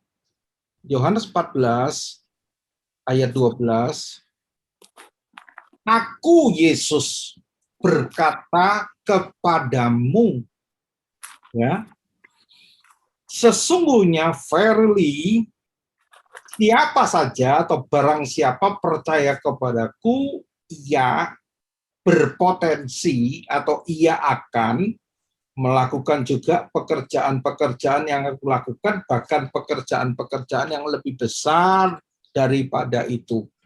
Jadi Yesus ini ngomong, kalau kamu percaya modalnya itu kepadaku, kamu akan melakukan juga persis apa yang kulakukan itu, bahkan lebih besar daripada itu, sebab aku mau pensiun. Waduh, sorry saudaraku, nggak enak ya.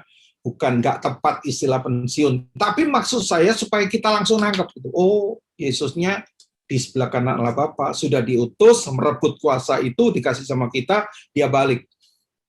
Ngapain? Dia syafaat untuk kita bergerak. Oke? Terus, dan apa juga yang kamu, bukan aku, kata Tuhan, apa juga yang kamu minta dalam namaku, aku akan melakukannya. Artinya apa? Aku janji, waktu kau bergerak, aku bergerak. Kuasaku dalam kamu itu bergerak. Nah, kalau dari ayat ini saja, yang nyuruh siapa? Yang punya inisiatif siapa? Bagaimana dikatakan kita bisa memaksa Tuhan dan kita bisa kualat? Halo? Karena tujuannya waktu kita bergerak, melakukan seperti yang Tuhan minta kita lakukan, dikatakan supaya Bapak dipermuliakan melalui aku. Bapak dipermuliakan. Lah waktu kita nolongin Yesus, nggak enak istilahnya. Ya Tuhan, aku mau melakukan supaya kamu ada punya kesempatan mempermuliakan Bapak lagi. Karena engkau cuma 3,5 tahun mempermuliakan Bapak. Sekarang aku tambahi waktu aku bergerak, engkau juga dapat poin lagi Tuhan mempermuliakan. Ini bahasa-bahasa yang sebetulnya supaya saudara nangkep gitu. Tuhan minta tolong Pak Dodi, tolong lakukan bergerak dalam namaku supaya Bapak dipermuliakan dalam aku. Waktu kita melakukan, yang terima kasih Tuhan atau kita? Yang terima kasih waktu kita bergerak seperti itu, Tuhan yang terima kasih sama kita atau kita yang berterima kasih sama Tuhan? Tuhan. Halo? Tuhan berterima kasih, Pak. Udah jelas. Bagaimana kualat, Pak? Haleluya, jelas ya, Pak ya. Jadi pertanyaan itu tidak berdasar, Pak. Seperti kita maksa Tuhan. Tapi Tuhan yang maksa kita. Minta tolong sama kita. Lakukan ini. If you ask anything in my name, I will do it. Supaya Bapak dipermuliakan. Selesai. Dalam bahasa Indonesianya masih ditambah-tambah di ayat 14-nya. Jika kamu meminta sesuatu kepadaku, nggak ada kepadaku. Bahasa Inggrisnya tolong Bu Yeti bisa dikatakan, bisa dibacakan ayat 14 saja. Jika kamu meminta sesuatu kepadaku, nggak ada itu kepadaku. Coba lihat. Yohanes 14 ayat 14, Bu. Bu Yeti, siap bahasa Inggrisnya, atau Bu Tabita boleh.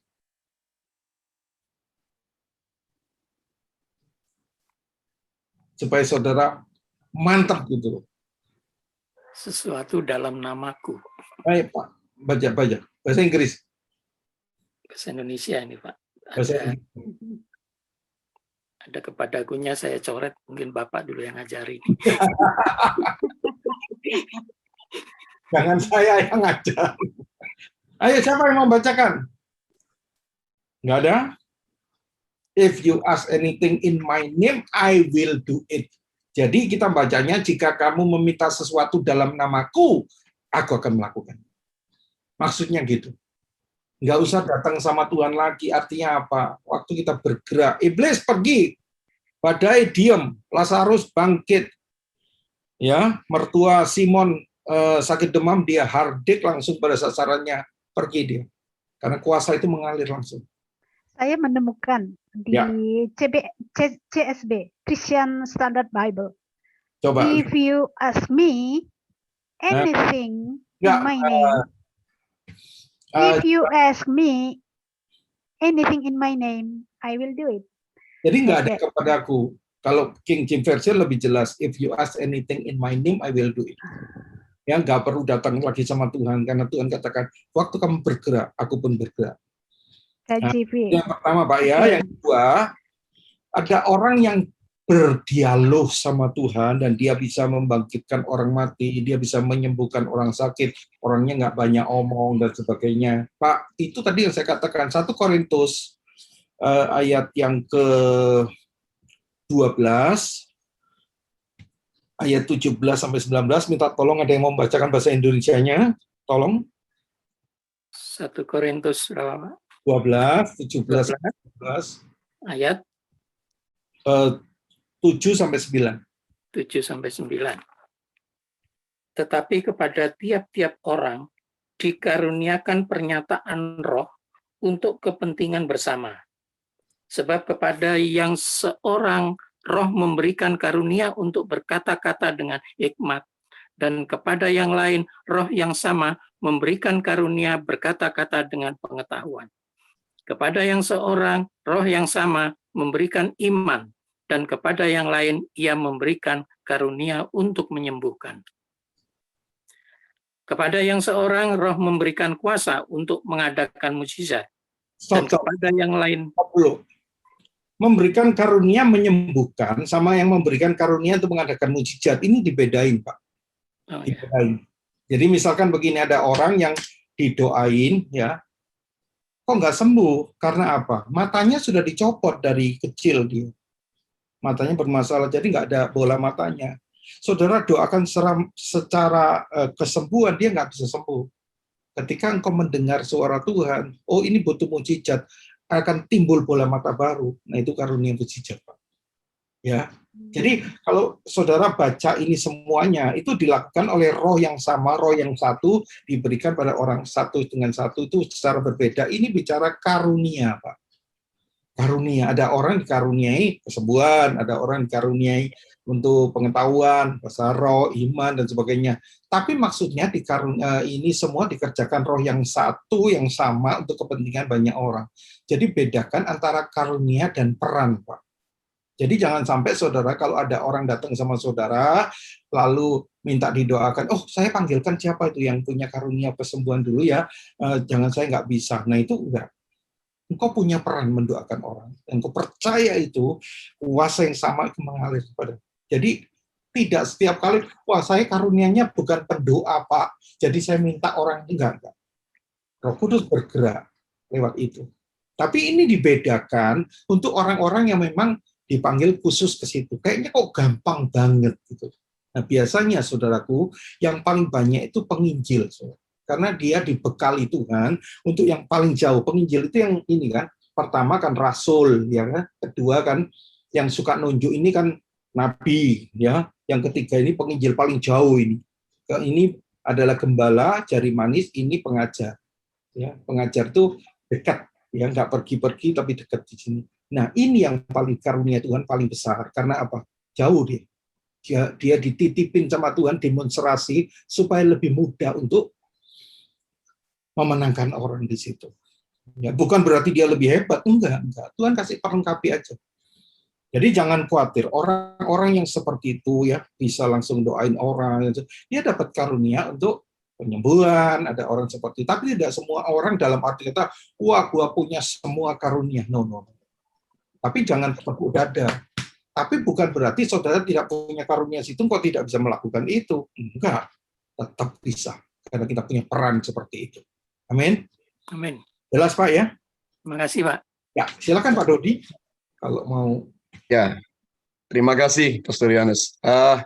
Tadi terkait dengan 1 Korintus 12. Ini berkaitan dengan cerita bahwa di Markus 9, Yesus mengusir roh dari seorang anak yang bisu. Lalu terjadilah peristiwa epik juga, murid-murid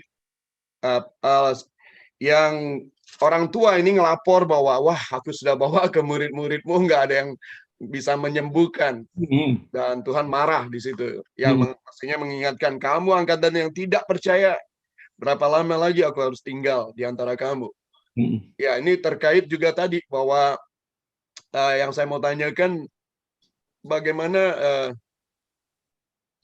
dengan kondisi kita yang sekarang justru telah dipenuhi dengan Roh Kudus.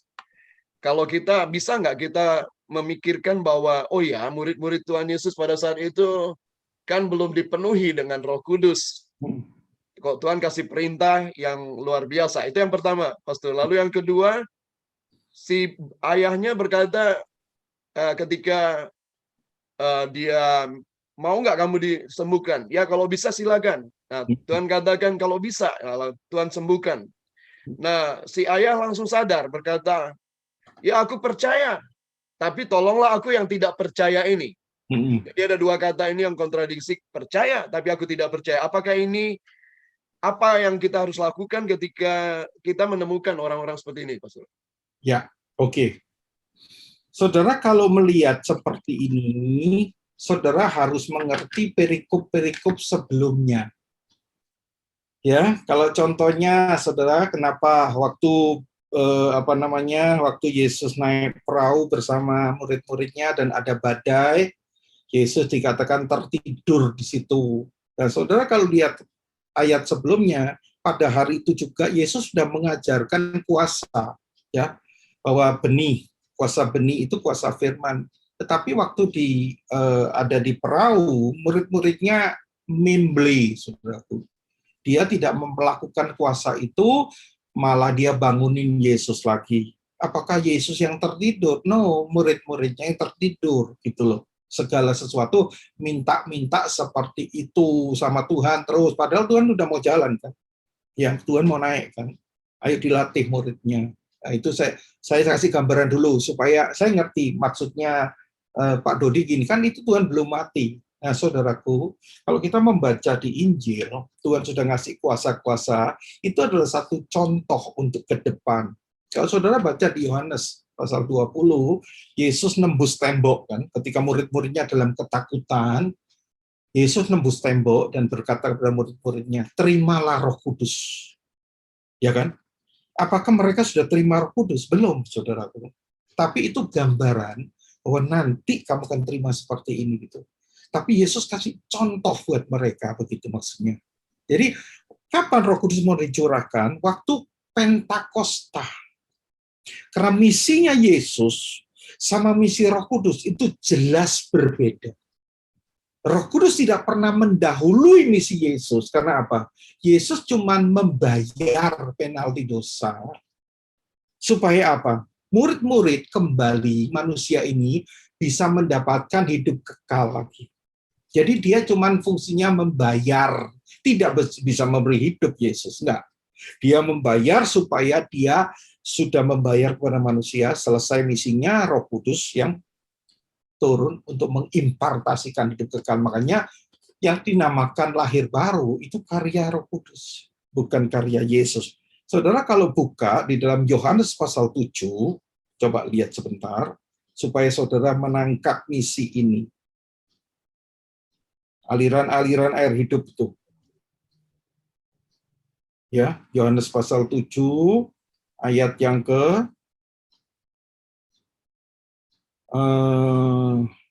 Ini ayat yang ke-38, 7, 39. 38, 39 ya Pak. Barang siapa percaya kepadaku, seperti yang dikatakan oleh kitab suci, dari dalam hatinya akan mengalir aliran-aliran air hidup. Masih akan, dikatakan akan. Terus? Yang dimaksudkannya ialah roh yang akan diterima oleh mereka yang percaya kepadanya, sebab roh itu belum datang, karena Yesus belum dimuliakan. Jadi bukan sama-sama, saudara. Ada tugas masing-masing. Yesus membayar penalti dosa. Ya, Roh Kudus yang mengimpartasikan dalam Kisah Rasul. Makanya kalau saudara bicara lebih dalam lagi, saya dulu pernah bawakan terlalu awal, terus jadi batu sandungan. Orang ngomong, wah itu pengajar Pak Yohanes, nggak benar Yesus lahir baru itu. Loh, bahasa aslinya, Kolose 1:18 dikatakan begini. Yesus itu the firstborn from the dead. Firstborn. Pertama kali Yesus. Kenapa? Yesus sudah mengalami dosa, sudah jadi dosa buat kita dan sebagainya. Dia dilahirkan pertama kali lahir baru. Ya, supaya setelah itu kita bisa lahir baru. Makanya dipisahkan Injil, artinya teologi Yohanes sama teologi Paulus itu beda. Teologi Yohanes itu apa yang aku lihat, yang ku pegang, aku rasakan, itu yang ku saksikan kepadamu. Karena apa? Itu kasat mata mereka bersama-sama. Tapi teologi Paulus, Galatia, aku nggak diajar oleh manusia, diajar langsung dari Tuhan. Artinya apa? Revelation of Paul. Karena apa? Dia sudah mendapatkan sesuatu. Beda. Ya, jadi kalau saudara melihat di situ, saudara harus melihat bahwa oh kenapa dan sebagainya, itu contoh Pak, untuk mengarah kepada nanti secara itu. Tapi Yesus sudah kasih kuasa mereka, untuk mereka mulai dilatih, untuk bertindak itu, supaya apa? Ketika dia bergerak seperti itu. Nah, saya jawab yang terakhir, Pak Dodi tanyakan begini, Tuhan, ketika murid-muridnya, aku sudah minta tolong murid-muridmu, tetapi murid-muridmu itu tidak bisa melakukan. Yesus nggak puas sama murid-muridnya. Kenapa kamu nggak bisa lakukan? Hai angkatan yang nggak percaya ini, ya. Sampai kapan aku mesti bersama kamu? Bayangin. Kan Yesus ngomong gitu kan? Jelas Pak. Ya, di Markus 9 kan yang Bapak tanya tadi itu. Sampai kapan aku mesti bersama-sama kamu terus gitu loh. Sampai kapan kamu disusui terus? Sampai kapan kamu pegang dot terus gitu loh, maksudnya gitu. Nah, perikop sebelumnya Yesus sudah ngajar mereka, Yesus sudah kasih mereka sesuatu, tapi waktu menghadapi kenyataan selalu memble.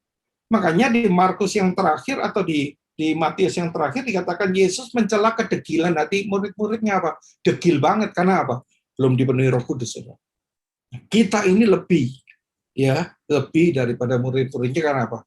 Kita sudah bisa lahir baru, saudara. Orang perjanjian lama itu nggak ada seorang pun yang boleh memanggil Bapak itu sebagai Bapak, Allah sebagai Bapak. Mereka hamba, perjanjian lama. Nanti kalau sudah lihat, belajar lebih dalam, kita ini adalah mempelai Kristus. Mereka undangan VVIP. Abraham itu sahabat-sahabat Allah. Dia diundang, tapi kita mempelai, saudara. Kita itu anak, bisa manggil Bapak.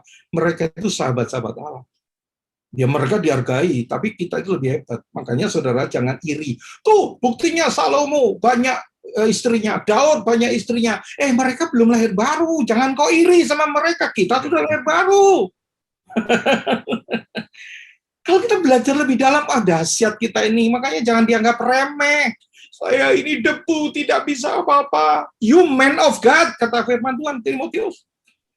Oh, dahsyat, di dalammu itu ada sesuatu yang ilahi yang luar biasa. Nah, lagi-lagi saya ngajar di Zoom, Kingdom, ada yang marah. Marahnya ngomong gini, Pak, masa kita nggak terbatas, Pak?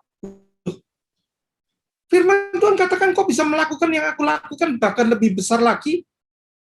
Ya, satu orang kita, ditambah yang nggak terbatas, jumlahnya nggak terbatas, betul? Apalagi yang lebih lagi daripada yang aku lakukan. Jadi lebih nggak terbatas lagi lah. Kalau kita nggak ngerti itu, nggak mau melakukan seperti itu, ya nggak berfungsi kita. Jelas? Nah nanti minggu depan, 2 minggu lagi, kita akan belajar metode kesembuhan dari Kingdom itu lebih dahsyat lagi, lebih dahsyat lagi. Kita akan belajar sungguh-sungguh. Pak Dodi kira-kira bisa terjawab, Pak? Nah, waktu orang tuanya ngomong gini, aku percaya, tolonglah aku yang tidak percaya. Ini bicara butuh kasih karunia, Pak. Ya, butuh kasih karunia. Tapi kalau Bapak nanti baca yang selanjutnya, Yesus katakan begini, ya jenis ini bisa diusir dengan doa dan puasa. Itu bukan dengan doa puasa terus jadi hebat, jadi sakti, bukan.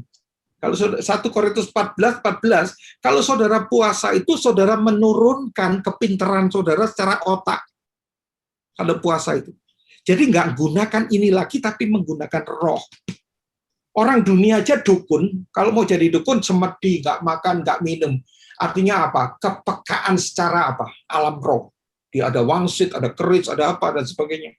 Betul? Nah, Yesus katakan begitu, kalau kamu otakmu, kamu gunakan terus pengetahuanmu, kamu nggak akan menangkap itu. Makanya dengan puasa, kamu menurunkan itu. Supaya kamu mengandalkan rohmu. Dan di situ ada kepekaan. Jadi bukan kalau kita puasa, terus kita jadi sakti hebat. Enggak, bukan itu. Saudara, bukan kekuatan kita. Maksudnya itu, Pak. Jadi harus doa dan puasa itu bukan supaya engkau kalau doa puasa pasti sakti, no, tapi engkau mengandalkan. Makanya orang semakin pintar, semakin kaya, semakin sulit diinjili, Pak. Tapi orang semakin ya sudah sederhana, lebih mudah diinjili. Ya. Jelas ya, Pak ya? Ya, boleh sedikit tambah lagi. Gini, sekalian tadi tentang pencurahan roh yang karena di saat-saat ini lagi trending topik ya, Pastor. Iya. Pencurahan roh pertama, kedua, dan ketiga, gitu ya. Aduh, Pak. Saya nggak mau nyinggung itu, Pak. Pesta keberapa nanti, Pak? 12. Betul, Pak? Yang Bapak yang maksudkan itu, kan? Iya. Jangan dilanjutin, Pak. Oke. Bapak bisa lihat dari 1 Yohanes 2, ayat 20. Tolong boleh dibaca ini untuk supaya Pak Dodi nggak penasaran. 1 Yohanes 2, ayat 20 dan 27. Nanti nggak enak saya putus pertanyaan Pak Dodi, tapi saya tahu lah arahnya kemana itu, Pak. Nanti ada tersinggung, Pak. Ayo. Tolong bacakan, siapa baca. 1 Yohanes 2 ayat 20. Tetapi kamu telah beroleh pengurapan dari Yang Kudus, dan dengan demikian kamu semua mengetahuinya. Ayat 20. Stop. Ini dalam bahasa Inggrisnya nggak benar. Kamu telah mendapatkan pengurapan dari Yang Maha Tinggi, kita sudah dapat diurapi langsung dari sumbernya, dan dengan pengurapan itu kamu akan mengetahui segalanya. Bukan, kita semua tahu kan? Bukan. Dengan pengurapan itu membuat engkau peka, engkau tahu segalanya. Ya. Jadi bukan, yang baru. Jadi itu ya, ayat 27, Pak. Tolong, siapa? Lanjutin. Sebab ayat 27, sebab di dalam diri kamu tetap ada pengurapan yang telah kamu terima daripadanya. Karena itu tidak perlu kamu diajar oleh orang lain, tetapi sebagaimana pengurapannya mengajar kamu tentang segala sesuatu, dan pengajarannya itu benar, tidak dusta, dan sebagaimana ia dahulu telah mengajar kamu, demikianlah hendaknya kamu tetap tinggal di dalam Dia. Pak, kita itu sudah diurapi penuh, Pak. Ya, mau diurapi seberapa lagi, Pak? Siapa, Pak? Ya, supaya lebih penuh lagi. Saya buka Kolose 1 ayat 10 deh, boleh. Tolong kalau ada bahasa Inggrisnya ini lebih mantap nih, ayat 10. Boleh 9-10-nya, tapi 10-nya yang ditekankan. Kolose 1 ayat 9 dan 10. Sebab itu sejak waktu kami mendengarnya, kami tiada berhenti. Kolose 2, sorry. Kolose 2 ayat 9 dan 10. Kolose 2 ayat 9 dan 10. Sebab dalam Dialah berdiam secara jasmania seluruh kepenuhan kealahan. Dan kamu telah dipenuhi di dalam Dia. Dialah kepala semua pemerintah dan penguasa. Di dalam Dia kamu telah penuh. Mau dipenuhi apa lagi, Pak? Keberapa yang baru penuh, Pak? Bisa kurang, Pak, bisa kurang. Ada ketiga, ada keempat lagi nanti. Oke. Tolong bahasa Inggrisnya, yang itu. For in him dwelt all the fullness of God had bodily. 10. And ye are complete in him, which is the head of all principality and power. Pak, you are complete in him. Dikompletin apa lagi? Yes. Amen. Pak, keempat, kelima.